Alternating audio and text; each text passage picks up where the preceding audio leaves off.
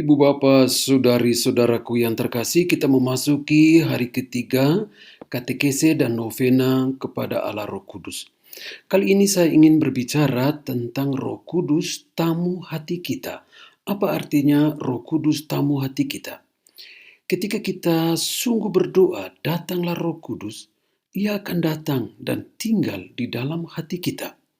Tetapi yang datang dan tinggal di dalam hati kita ini bukan hanya Allah Roh Kudus, tetapi seluruh diri Allah Tritunggal yang Maha Kudus datang, masuk, dan berdiam di dalam hati kita.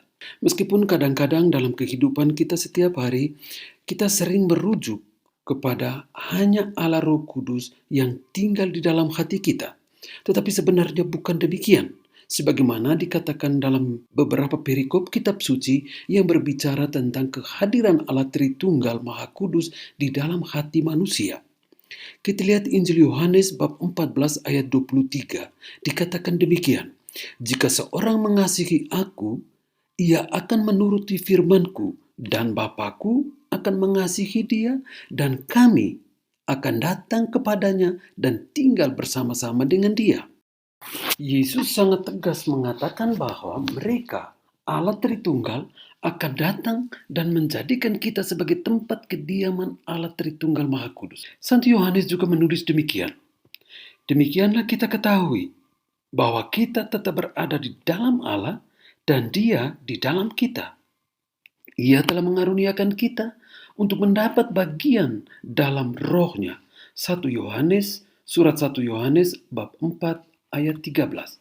Lalu pada ayat berikutnya ditulis demikian, Allah adalah kasih, dan barang siapa tetap berada di dalam kasih, ia tetap berada di dalam Allah, dan Allah di dalam dia. Dalam hal inilah kasih Allah sempurna di dalam kita.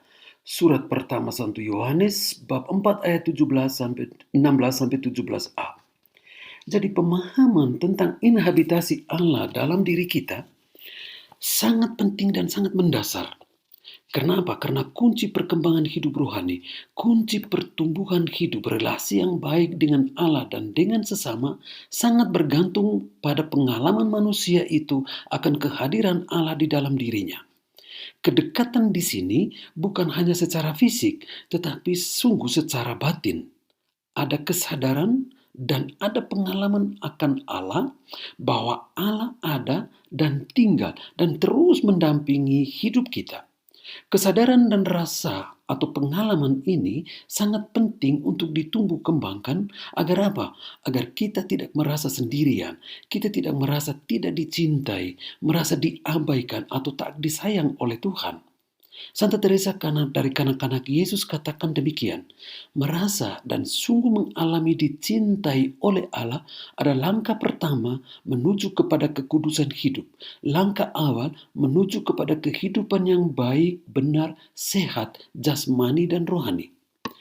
Ada begitu banyak penderitaan, entah sakit fisik, sakit hati, mental, batin, sakit spiritual, dan macam-macam. Misalnya kesepian dan galau. Karenanya, tidak heran kita mulai mencari berbagai macam kompensasi dari yang spiritual sampai kepada yang aneh-aneh dan kecanduan yang merusak diri sendiri, yang merusak batin sendiri, dan merusak relasi kita dengan orang lain. Ada banyak contoh yang bisa kita temukan. Di beberapa negara Eropa, ada yang melegalkan eutanasia. Alasannya bahwa kalau hidup sudah tidak bisa menghasilkan apa-apa dan apalagi harus menyusahkan orang lain, maka itu dinamakan hidup yang sudah tidak bermartabat, sudah tidak ada gunanya lagi. Hidup bermartabat adalah yang masih bisa menghasilkan atau setidaknya tidak merepotkan orang lain.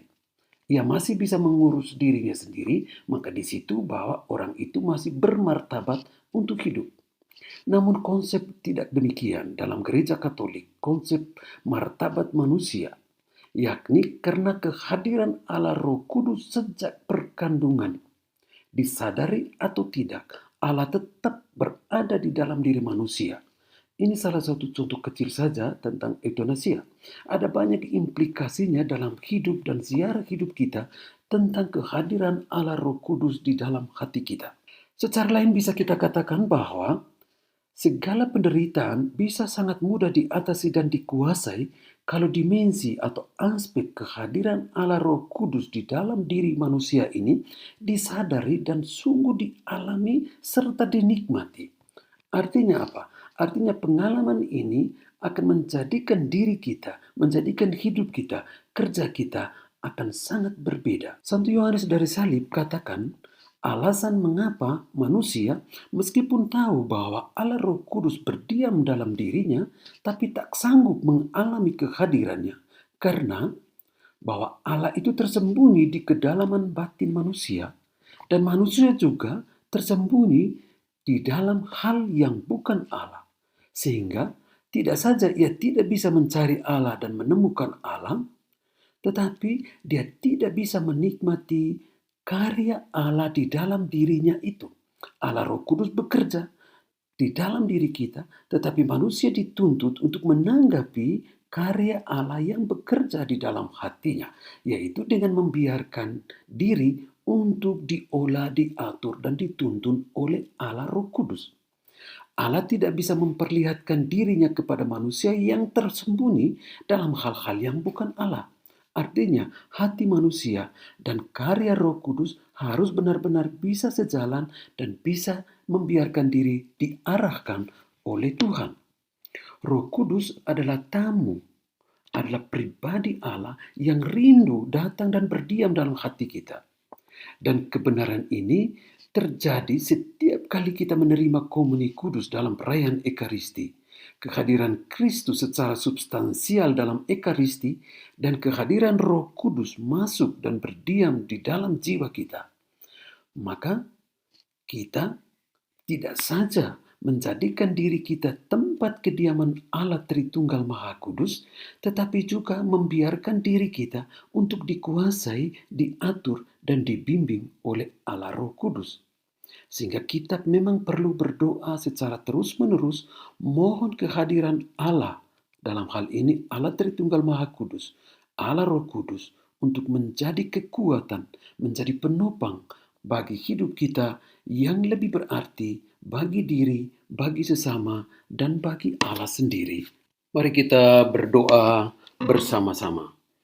Datanglah ya Roh Hikmat, turunlah ke atas diri kami, ajarlah kami menjadi orang bijak, terutama agar kami dapat menghargai, mencintai, dan mengutamakan cita-cita surgawi. Dan semoga kami Kau lepaskan dari segala belenggu dosa dunia ini.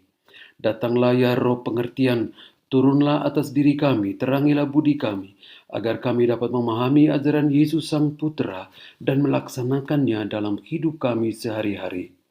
Datanglah ya Roh nasihat, dampingilah kami dalam perjalanan hidup yang penuh dengan gejolak ini. Semoga kami melakukan yang baik dan menjauhi yang jahat. Datanglah ya Roh keperkasaan, kuatkanlah hamba-Mu yang lemah ini, agar tabah menghadapi segala kesulitan dan derita hidup. Semoga kami Kau kuatkan dengan memegang tangan-Mu yang senantiasa menuntun kami. Datanglah ya Roh pengenalan akan Allah, ajarlah kami mengetahui bahwa semua yang ada di dunia ini sifatnya sementara saja. Bimbinglah kami agar dapat menggunakan hal-hal duniawi untuk kemuliaan nama-Mu dan keselamatan jiwa kami. Datanglah ya Roh kesalehan, bimbinglah kami untuk terus berbakti kepada Allah. Ajarilah kami menjadi orang yang tahu berterima kasih atas segala kebaikan dan kerahiman-Mu, dan berani menjadi teladan kesalehan bagi orang-orang di sekitar kami. Datanglah ya Roh takut akan Allah, ajarilah kami untuk takut dan tunduk kepadamu dimanapun kami berada. Tegakkanlah hati dan hidup kami agar selalu berusaha melakukan hal-hal yang berkenan kepadamu. Kemuliaan kepada Bapa dan Putra dan Roh Kudus, seperti pada permulaan, sekarang, selalu, dan sepanjang segala abad. Amin.